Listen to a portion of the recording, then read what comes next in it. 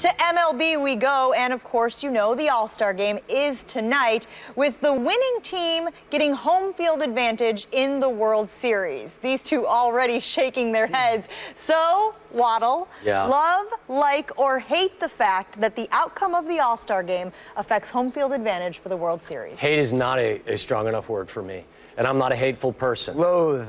I loathe it. I don't know if loathing something is worse than hate. Yeah, but you know what? I loathe and hate that there is this type of value placed on an exhibition.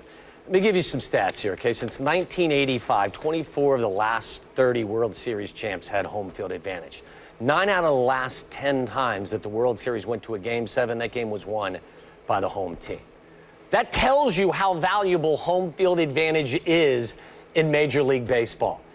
And for home field advantage in the postseason to be determined by the outcome of an exhibition game is the most insane concept in the history of sports. Now, to give it a little perspective, it was insane, in my opinion, before, what was it, 2002 or 2003, when this became part of the landscape because they ran out of pitchers, the game was tied, and Bud Selig was embarrassed. They just decided, okay, we're going to play for some. Prior to that, they just alternated, American League to National League.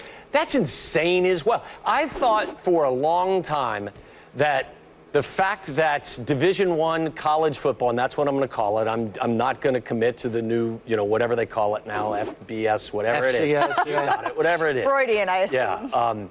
Yeah. Division I football didn't have a playoff scenario at all. To me, that was the most insane. Let's rank them. Let's rank a champion. Every other championship in all of college sports is decided in some way, shape, or form by a playoff. Division II, Division III, whatever the case may be. And again, I know I'm not getting the division names correctly here. But when they instituted they at least gave it a chance. They said, okay, we're going to have somewhat of a form here via playoff system. I'm like, okay, good progress there. Now Major League Baseball, you are front and center for doing the silliest thing in the history of the world. I don't get it. This is an exhibition. Home run derby, love it. People are upset that Addison Russell, the Cubs shortstop, is starting in tonight's game because he hasn't played well. There are other guys. Crawford, I believe, for the San Francisco Giants is a better alternative. There are other guys that maybe are more deserving. I think that the fans being interactive and getting involved. I used to remember going to Riverfront Stadium in Cincinnati because baseball was my thing. Yeah, let's click the ballot. Stacking up those ballots and getting a sharp usher object, over here with some ballots, punching it out. Yeah, you're That's voting part for of Pete it. Rose left and right. I still do. I still vote for Pete, even in 2016. The point is, you don't need to change that portion of the All-Star Game stuff. Just change the value of the reward. It is insane. And actually, we talked to Rob Manfred, who's a wonderful guy, and I think going to be a very, very good commissioner for baseball. And I gave him an idea. He wants ideas, too. He said if you have a better idea, look, and if you put a big cash prize out there, Waddle's idea was $15 million. Total pool for the winning team split it 30 ways. That's about $500,000 per player on the winning team. And they'll try. Or you could sit them down and say, guys, be professional, try hard. That would certainly incentivize players who are currently skipping it to get the break that they would otherwise get if they weren't voted into the game. If you're making $15 million a year, I still think you'll be motivated by a $500,000 winner prize. And if you're Addison Russell, the young man who is playing shortstop for the Cubs I mentioned before, that's doubling his salary. You don't think those guys will play hard?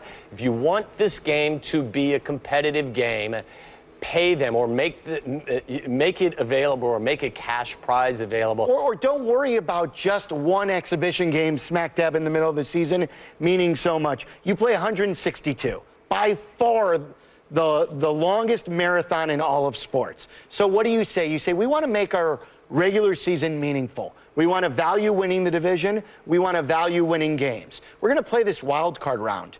Guess what? Whoever had the better record in the regular season hosts the wild card. How novel. NLDS. Whoever won the division hosts the NLDS. How novel. Crazy. NLCS, ALCS. Who had the most wins? You host it. You mean host the entire thing, like the series? Home field advantage. No, I'm saying whoever, you rank everything based on the regular season, except the most important 7-game series of your entire calendar. You start the series with Game 1 with the team who won the All-Star game, their league, and you end the World Series at that home field strictly because of the All-Star game. You say all year, we're playing for something here in the regular season, but when it matters most, when the trophy's on the table and we're here to play, we don't care about what you did in the regular season. Let's say whatever happened in this All-Star game decides it. And that old man rule, just because it was worse before, just because we had a bad rule then, when we used to alternate every year, evolve. Doesn't matter and say, well, let's get a dumber rule to replace that rule. Let's get some common sense here. Let's get it right. So your suggestion is that it still goes based on the team that won the division or the better record. Everything's with record. That's how we judge everything in sports, especially that's how you baseball. value the regular season. Make the regular season valuable. The team, once you get to the World Series, the team that had the best record in the regular season, whether it's an American League team or a National League team, that team gets to have home field advantage, which, as I described earlier, is a very important, valuable commodity. Do you think that fans, though, like the rolling of the dice, though, that this variable can ultimately affect the outcome? I mean, we love the underdog story. We love to see the team that maybe shouldn't have gone through the playoffs, that had to play all of its games on the road in the NFL, making it to the Super Bowl. Those who are allergic to common sense may appreciate it, but those who actually have a clear, cogent thought, and I don't know that I fall into that category, I think would subscribe to what Sylvie laid out. Listen, you go by best record all throughout the different levels of the playoffs until you get to the World Series. Come on. Half those guys don't even have a shot of that. And yet Jake Arrieta has a chance to have his team get home field advantage in the World Series, and he's saying that he may not want to pitch tonight because he's tired. So this incentive hasn't really incentivized anything for these players. Old tired argument, but still one that gets me crazy. Yeah. All right, well, the game will still go on this evening, and the format I won't watch it. remains the same despite We're talking about it on our show. I'm not watching it. proposing other suggestions. Boycott. We'll go back to the NFL for our boy Tom Waddle here. Andy Dalton and the Bengals haven't had any luck in the playoffs over recent years. Is this the year they get over the hump, or